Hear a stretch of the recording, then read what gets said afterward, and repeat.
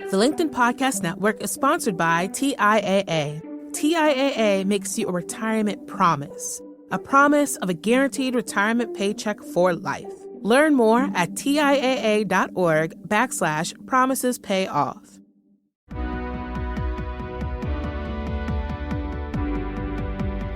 I'm Maura Aarons-Mele, and this is The Anxious Achiever. We look at stories from business leaders who've dealt with anxiety, depression, or other mental health challenges, how they fell down, how they picked themselves up, and how they hope workplaces can change.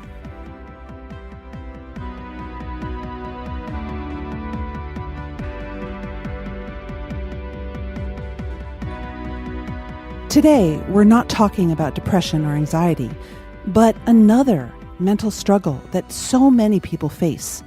A kind of neurodiversity, one that often creates anxiety in those who have the disability, but can also impart tremendous gifts and skills in your work life. Attention Deficit Hyperactivity Disorder, or ADHD.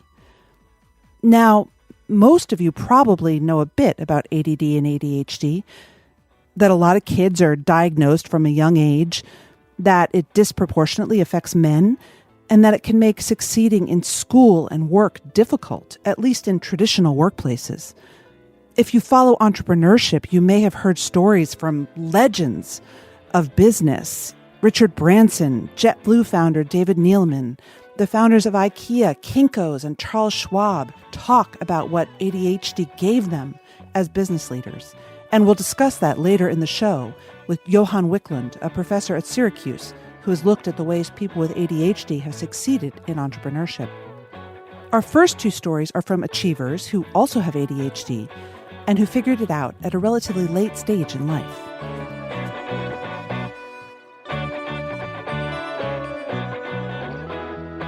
First, a story of ADHD from a place you might not expect.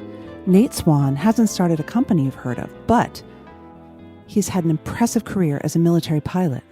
I've been lucky to be able to kind of run my career the way that I wanted to. I actually started life as an airplane pilot for the Army, doing a mission that was one takeoff, one landing, 6 hours later up in the sky, and it was very, very boring. That was really not the best environment for me. I could get through it and I could operate in it because the interesting parts were like when you're dealing with takeoffs and landings, the first and last, or dealing with any flight, takeoffs and landings, the first 30 minutes and the last 30 minutes of any flight are really the busy times when you're trying to do all your takeoff and landing stuff. And so those times would kind of get you excited and get you going. There's enough happening to some extent, but if you're just going up and doing idiot circles over the same place and coming back down, it can definitely be very taxing. And I learned that really wasn't the best environment for me. As a young officer looking for opportunities to excel in other communities, I actually asked to leave the airplane community and come back and fly helicopters, which is blasphemy to probably the majority of folks that were doing the business. And so I came back and I was actually selected to be an Apache pilot. And I didn't think that was really the environment for me until I got into the community and realized that was the absolute perfect environment for me. There's a lot of activity. There's a lot going on. We use the aircraft now specifically in both kind of a scout, reconnaissance mode as well as an attack mission.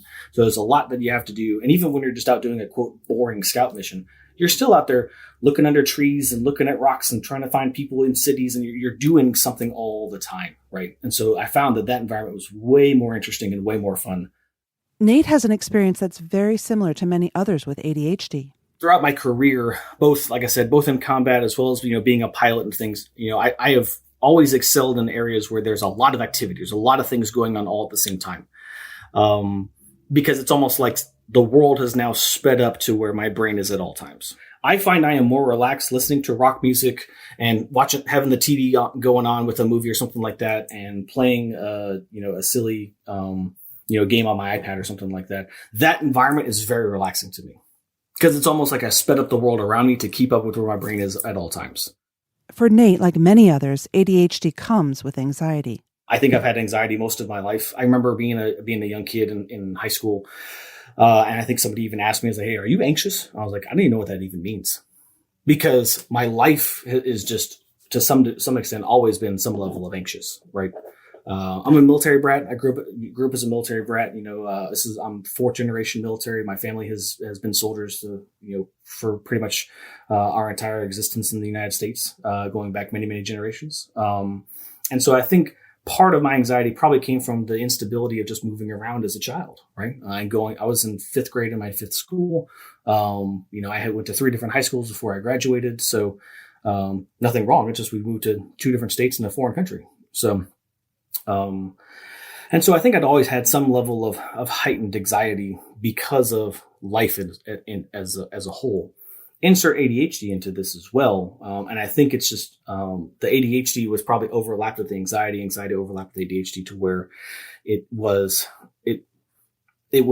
almost masking each other to some extent. But I can't say, my ADHD has always been, has helped me make decisions and be responsive quickly. But my anxiety really probably kicks in more afterwards when I go back and try and, reevaluate what it is that I did, start questioning the results of what happened and things. Did I get it right? Nate was also diagnosed later in life. And for a long time, it didn't even occur to him that he might have ADHD. But after over a decade in the military, he started having more trouble with his management duties and relationships with others. And it came as a surprise. So I would have video teleconference events with some of my peers. I would perceive something differently than they were, and I would get into arguments over VTC with a number of these folks, to the point where at least one of them I got kicked out of. And I was just like, okay, something is unraveling here, and something just isn't right. And so, needless to say, is like there's a lot of things that were impacting my professional life. That the number of those things came back to my personal life as well. And so I wanted to try and find a way to improve upon this, and I realized that I couldn't do it alone. And again, prior to diagnosis, I didn't even know I had a problem. So here I am as a raging bull in a china shop, destroying everything that I'm around, and not even realizing that there's a problem. Until I start opening that aperture a little bit wider and seeing some of the things that I'm actually doing through treatment, through diagnosis, through medication, and then going back and reevaluating. It's like, man, I have been a really crappy person to live with. Now, being diagnosed with any neuroatypical disorder can be scary, especially as an adult. But for Nate, it could mean his career as he knew it was over. As a military pilot, you cannot be on stimulants, which is the most common medication for ADHD. When it comes to ADHD specifically, obviously the known drug that is there to help people, get better, is to take stimulant medication. The problem with it is effectively stimulant medication will for a long-term usage of any kind will immediately ground you, and is a flight restricting condition if you have to be on some sort of stimulant medication. We have folks with ADHD that are in the military, right? They find out when they're in the military, we can put them on stimulants, and 99 times out of 100, it's not a big deal, right? They can probably continue the rest of their career on it, and it's not going to cause any problems whatsoever. But with pilots, it's different. Effectively, and they kind of tell you this when you start flight school. I was like, hey, I got to stop making decisions on what I wanted to do with my body when I decided I was going to be a pilot. I have to ask if I want to take, aspirin, type thing. Because they want to make sure that whatever's going on isn't something else, and they make sure that it's treated. I've got some of the best medical care as well. So it kind of balances itself out. Don't get me wrong. But when it comes to this, the concern obviously with stimulants is increased heart rates and other things that go along, biologically with being on stimulant medication. The non-stimulant medication, if it didn't work for some reason and stimulants would have been the only thing, then there's a very good likelihood that my career would have been over 3 or 4 or 5 years ago. When Nate did go on a non-stimulant medication, though, luckily it worked pretty well. The biggest thing I could feel like improve was probably my ability to kind of take in my surroundings and not immediately respond to them. So something that I've always been good at is my ability to be able to take in stimuli, make a quick decision, and go execute. It's very helpful, obviously, in my job, both as a pilot and both as a military leader, especially working in combat and things. That worked out really well when you're at the tactical level and you just have to kind of, you're in a knife fight every day trying to figure out how to do this individual task or that individual task. And so I was really good at doing that. But when I moved to the organizational level and things had to slow down a little bit more, well, my ability to slow down, I'm like a Ferrari with, like plastic brakes effectively, right? So I'm moving at 1,000,000 miles an hour and I basically have no way of slowing down effectively. So the reality was once I went on medication and started seeking treatment, I could really kind of feel myself slowing down at a rate to where I could keep up with everyone else and I wasn't flying past everyone. Nate's experience has also made him think about how he can be a better, more empathetic leader.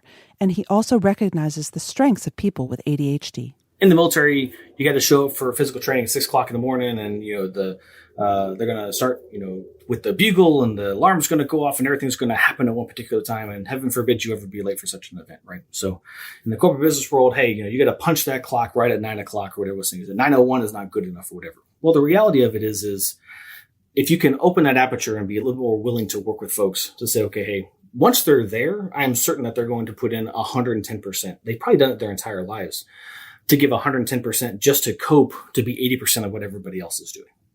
You're going to get a hard worker. You're going to get somebody dedicated. You're going to get somebody who wants to do the best job that they possibly can. Nobody shows up to work to do a bad job.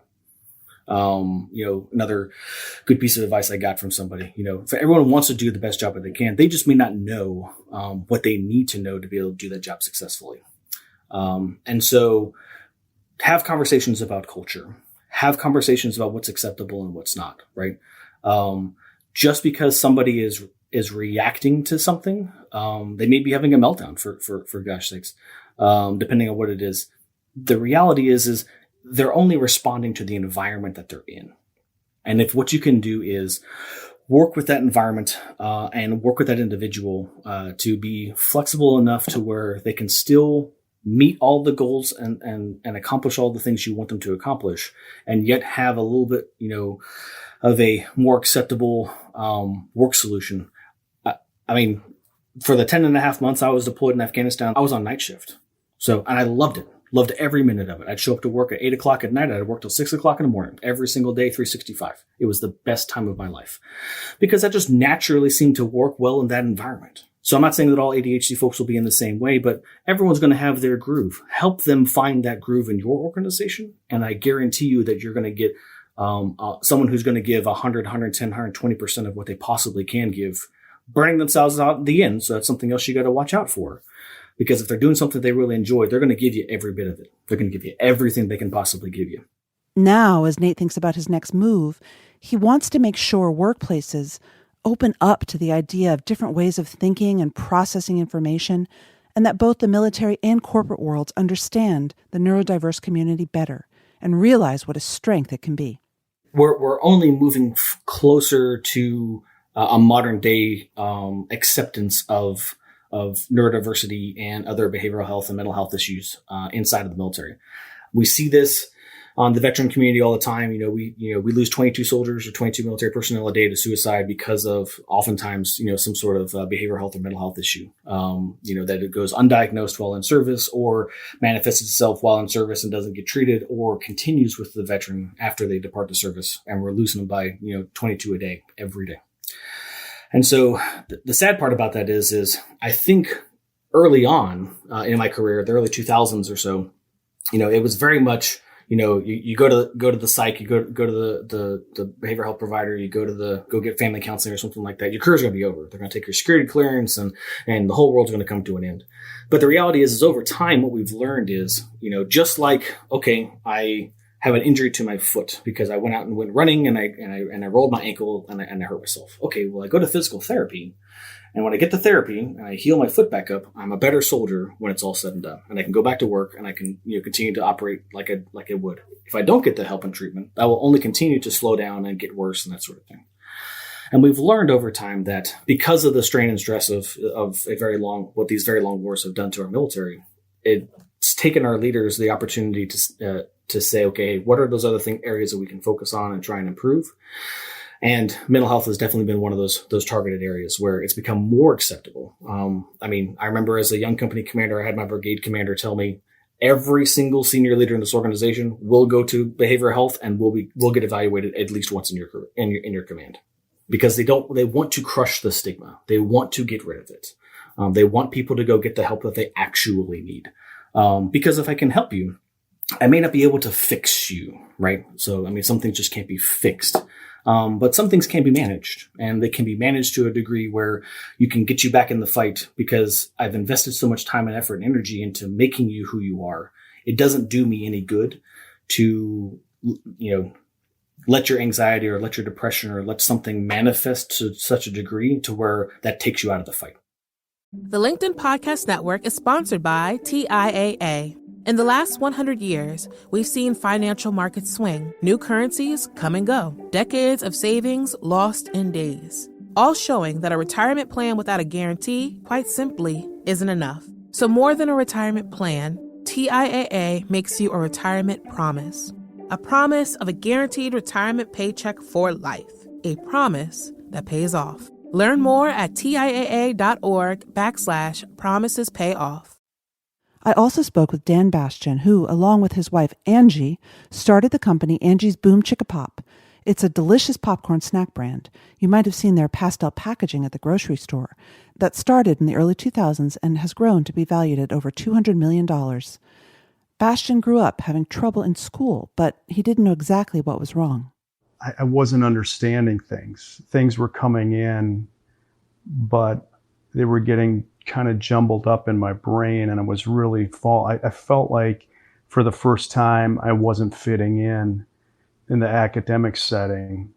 It kind of was a little scary, and I became anxious. And it was about that time from third grade, it just continued to get worse, and I felt myself falling further and further behind. It really intensified, and as each year went along, I started feeling more and more inadequate, more anxious in class and school, and I started to act out.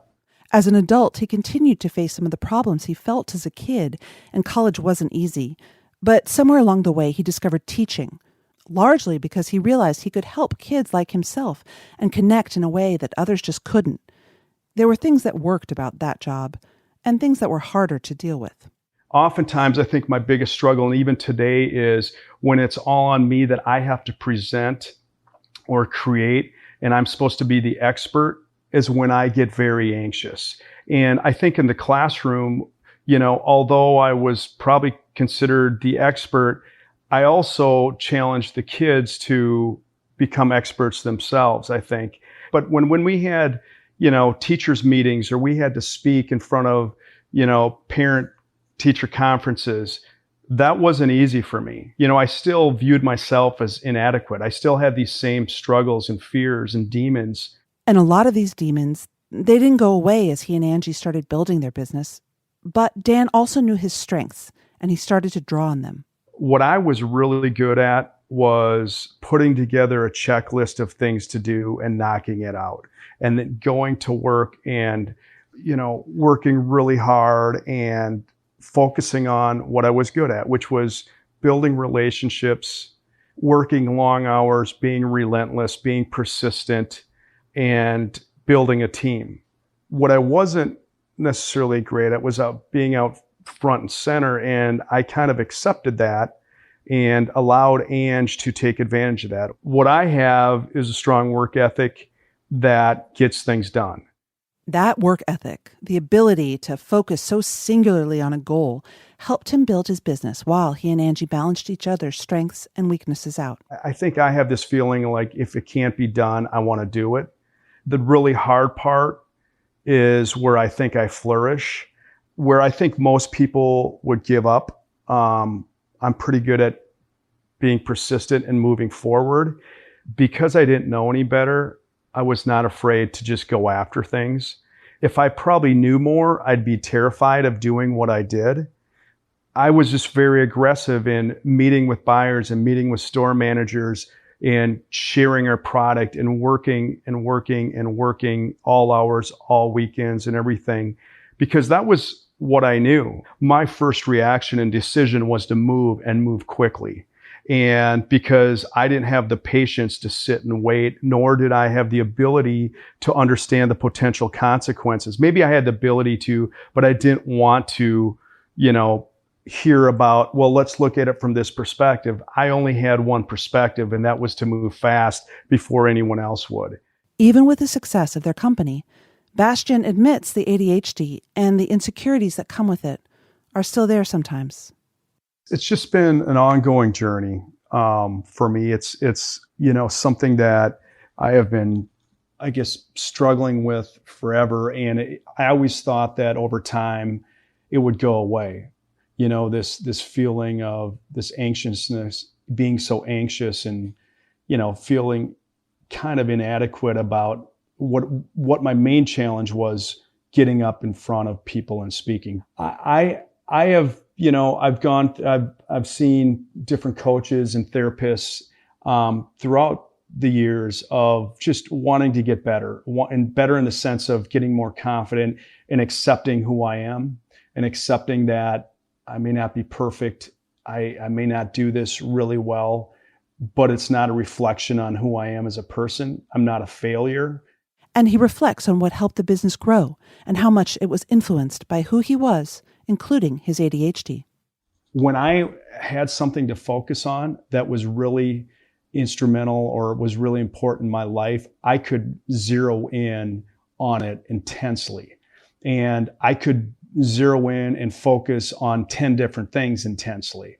And that was one of the things that I think, ADHD people tend to be able to do is, I would have a notebook back in the early 2000s, and I would have a checklist of, 20 things every day that I needed to do. That every night the night before I would write down, do this.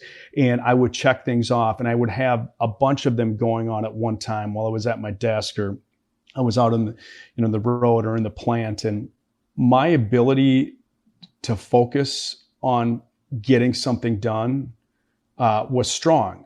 Now, once I lost kind of, if I would get distracted, that's when the problem would arise, and I would move on to something else, and something that I was starting on wouldn't always get finished. And so that's where my wife would come in and and some of the other employees was like, all right, we got to focus on this, because I'm not good at leading meetings. I mean, I can, there's these things we need to get done, and I can go off on a tangent, and all of a sudden we have 15 minutes left in the meeting. We've only covered 2 things. But if it's important, I can knock it out. So like many stories we've heard this season, having a mental difference or struggle doesn't mean you can't succeed. In fact, it can help you. Here's my conversation with Johan Wiklund, a professor at Syracuse who himself has ADHD and who studies the impact of ADHD on business.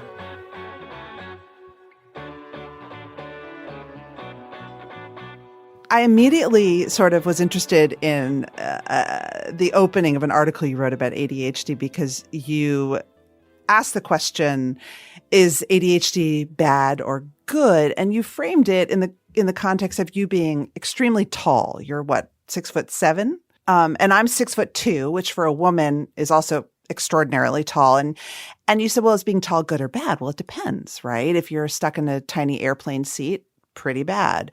If you're wanting to see in a crowd, being tall is great. Why was this an analogy that you wanted people to think about when you talked about the context of ADHD and work? Because I think that's so important when we look at people around us to realize that there is no human attribute that's universally positive or negative. Because I think everybody has a role to play in society. It's a matter of finding the right context for you. Anything you are as a human being can be good if you find the right place for yourself where you can flourish. And I've seen that in my research very much when it comes to people with ADHD.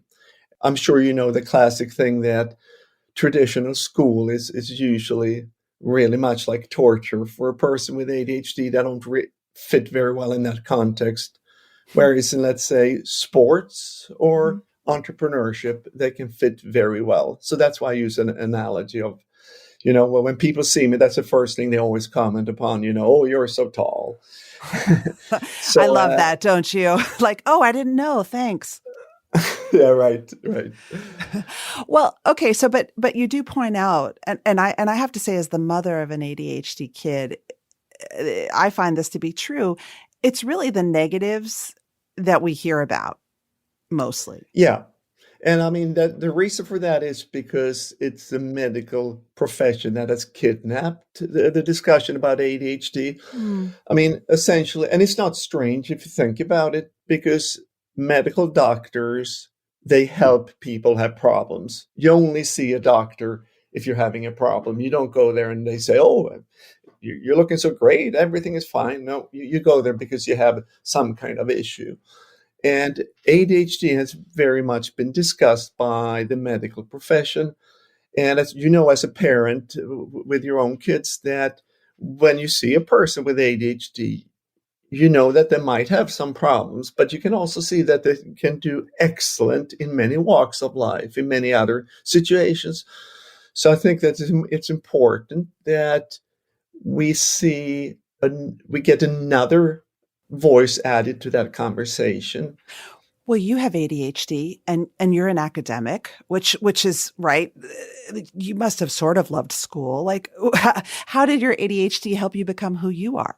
I think that first of all, I think in academia you find all sorts of weird people that don't fit in anywhere else in society, because I think academia lends itself to you can really adapt work to fit your own idiosyncratic, ways that you are as a human being. So for me, it's research. It's really strange. When I started first grade, my teacher asked, everybody, what do you want to be when you become an adult? And I'm old enough that all the little boys that said they want to be firefighters or police officers. And then I said, I want to be a professor. And I still remember this because my school teacher, she asked me, nobody else than me, she asked me, why do you want to be a professor? And I was so embarrassed because I couldn't give her a straight answer. But, I've always seen research as something that's just fascinated me. And that's why I went into academia. I had a bit of a career in consulting before, and I just felt I didn't fit there at all. But as soon as I started working on my dissertation, my wife told me that you're like a fish back in water. Well, so just to zoom out a little bit, is there a certain kind of mix of tasks in general that suit people with ADHD? This is not my own research, but they have done research. And one thing that's important is this, that there is variation and change, that you don't do the same thing all the time. I think because if you have ADHD, you get easily bored. And therefore, just doing the same thing over and over again does not suit a person with ADHD. But it's interesting because, on the other hand, that seems to be something that people with autism enjoy very much, that they can actually do really well and seem to be attracted to doing things that are repetitive. But anyway, anything that creates excitement, there's variation, and self-expression are typically things that suit a person with ADHD. So before we dive in specifically to entrepreneurship and ADHD, I just wanted to, I know you're not a psychologist, but there are, I think, typically two broad areas of ADHD: inattentive and then impulsive. Do you find differences in sort of success or workplace fit depending on if you're more impulsive or if you're more inattentive? Yes, and this is what I found in my own research, and others have found that in studies all over the world in terms of entrepreneurship. It seems that it's the hyperactivity and impulsivity that benefit people with ADHD and entrepreneurship, not so much inattention. And yet, do you find that they can compensate for inattention if they are deeply engaged? How does that all play out? Yes, that's, as you know, being the mother of somebody with ADHD, you know that if you have ADHD, you get easily bored, and that is the inattention aspect. But at the same time, you're actually very good at focusing if it's something that you're interested in, something that you're passionate about. So what helps is that if you're able to outsource the things that you don't enjoy doing yourself, you can actually do well, even if you have this inattention. And what I found in essentially everybody with ADHD that I spoke to hates accounting. They hate doing the books for their businesses. And so my first recommendation will be that don't do it. Have somebody else do it, whether it's a friend or a partner or, a professional person, doesn't really matter. But focus as much as you can on the things you're passionate about in your business. I have to tell you, though, I think that some of the best business advice I ever heard was along the same lines, which is that we spend a lot of time in business focusing on learning what we're not as strong at and not really diving into what we're great at. And we should really dive into what we're great at and figure out immediately how to get others to help us with what we don't do well. Absolutely. And I would say that that goes for all entrepreneurs, but it's particularly important if you have ADHD. I mean, because you have like a pretty extreme profile in terms of competences. Typically, you're extremely good at the things you're interested in, but you're typically worse than average on the things you're not interested in. And because of that, and because entrepreneurship entails doing so many different things, you have to have people around you that can help you pick up the slack where there's stuff that you just don't enjoy doing because you're going to be so bad at it. It's really bad. Like not paying taxes and bills. I have experienced that personally. Yeah, exactly. Well, so what was your first inkling what was your first sense that, wow, ADHD really could help an entrepreneur? Where were you in your research and your career? So I was diagnosed with ADHD at an adult age. And then I started reading, because I'm a scholar, I started reading the academic literature on ADHD. And I was just so impressed by how they were able to pinpoint all the problems that I had myself. But at the same time, I thought, I'm actually pretty successful. I've been married to the same woman for a long time. I have two kids that are beautiful. I have a pretty good career. I thought to myself, it can't be all bad because, these symptoms, as they call them, they're part of my personality, right? It's part of who I am. And I've seen that I can really do well. So I figured there's got to be some flip side to this. I know that I'm really good at certain things. I can make decisions on the fly. And they're not always right, but more than not, I actually make pretty good decisions. So I started thinking, could there be a flip side? And then I've been doing this research now for, I think it's 8 years. And I found it so fascinating that the entrepreneurs with ADHD, not only were they doing well in entrepreneurship, but it was actually in part the things that are part of the diagnosis that made them perform so well, that they could flip, they could turn this thing that is considered a disorder, they could turn that into a strength. And that was really amazing to see. When you're an entrepreneur, there's always uncertainty. You don't know if your business is going to succeed.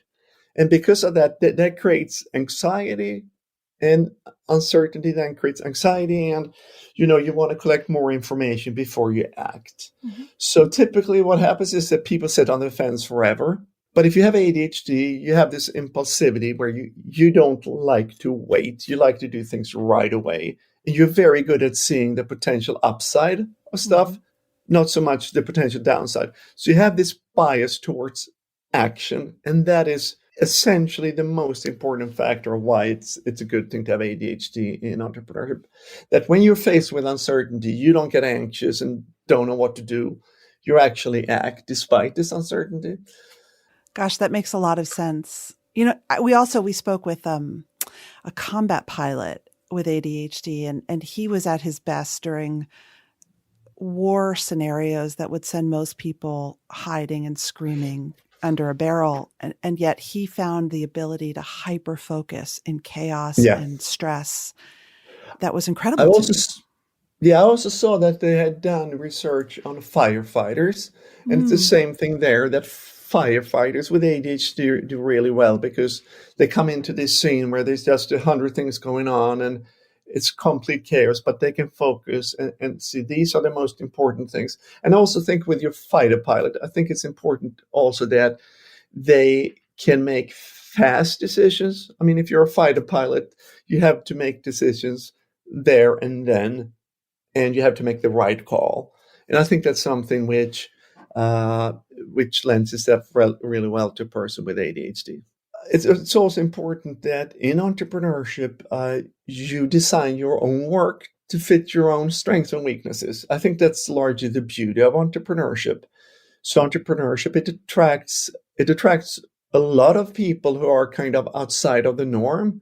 I think what most people know is that immigrants are attracted to entrepreneurship. I think that's well known to most people. And that is because they have a hard time fitting in their new country. They don't speak the language.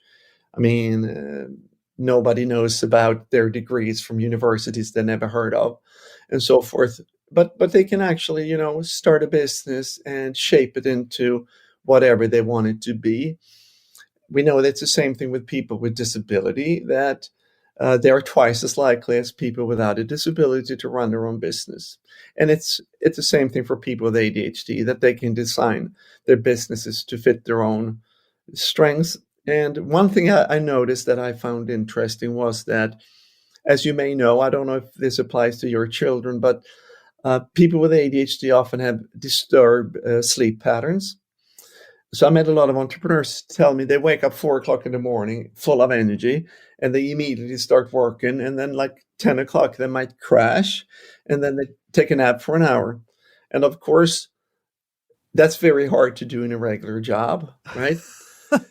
Not many employers would accept that you get to work at 4 in the morning and that you suddenly just take a nap when everybody else is working.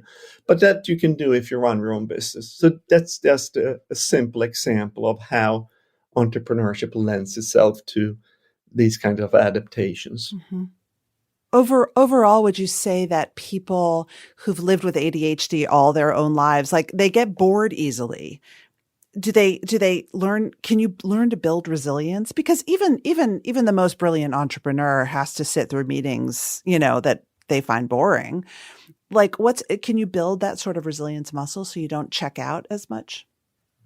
I think not only that you can, I think you actually will, because I think if you have ADHD and you manage to get through school and just have a functioning life, that just requires a lot of resilience, right? Mm-hmm. Because school is so poorly adapted to the needs of a person with ADHD.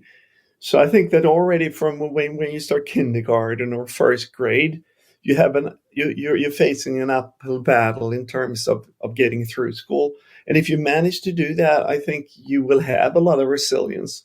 So I don't think I don't think resilience is a problem for entrepreneurs with ADHD. On the opposite, I think they would have more resilience, particular resilience to if things go bad. Mm. You also asked me about sitting in meetings and stuff. I think that I've spoken to a lot of entrepreneurs, and what they tell me is that they simply adapt the meetings to their needs, meaning that one entrepreneur said that they don't have any chairs in his conference rooms because he wants meetings to be short. And I think that's really clever. That you don't need a meeting to be 2 hours. Maybe you can fix it in 30 minutes instead. I love that. Well, I'll never forget. I heard the JetBlue founder, David Neeleman, say that the reason there's TVs in the back of JetBlue seats is because he would get bored flying because he has ADHD, and he created this incredible innovation. Yeah, that's a great example. Absolutely. I loved it. Well, my last question, I want to touch on anxiety a little bit, because we do know that there is a high comorbidity. We know that there's a high comorbidity of anxiety among people with ADHD. Have you looked into this, and what's your advice? And do you yourself have anxiety? I've had a lot of anxiety, and I mean, as you know, I've listened to your podcast, and as you speak about anxiety is a great thing, right? Because it can generate the drive to actually do something. For example, if you're which is also associated with ADHD, if you're a procrastinator, it's only when you build up sufficient anxiety that you actually start doing things and start acting. So that said, I have not looked into how ADHD symptoms and anxiety interacts and potentially help or hurt in entrepreneurship. I think it's a great possibility for future research, though, because generally speaking, we've seen very little research about anxiety in entrepreneurship. And like I said, I think it's an important driver for a lot of people. Well, look, you and me, I mean, that's my greatest dream. And I think that a lot of what I've noticed going to so many conferences is a lot of entrepreneurs like to talk about their ADHD. It's almost cool. I only wish that they were as open about their anxiety. But, one day. I think it's so interesting, and that's where we started off with the height and stuff. I think it's so interesting to think about things that we usually think about as negative, right? Like ADHD or anxiety, to think about when can this be useful, right? What can I do? Because if I know I'm a high anxiety person, I know that there are probably things I should stay away from. But I should also think about where can this actually work to my advantage. So I think I kind of like that perspective, to think about not so much about how can I change as a person. I don't mind. I think it's a good thing to think about, self-improvement. But I think very often, if you look at, I think we're missing out this thing about, if I am the way I am, where can I find my space in life where those characteristics that I have can work to my advantage? And that applies to ADHD and anxiety alike.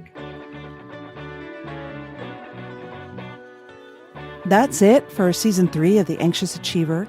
I want to thank the team at HBR, Adam Buchholz, Ann Saney, Colin Howarth, and the whole group that gets the show sounding great every week. I'd like to thank my producer, Mary Dew. Our music is by Brian Campbell at Signal Sounds NYC.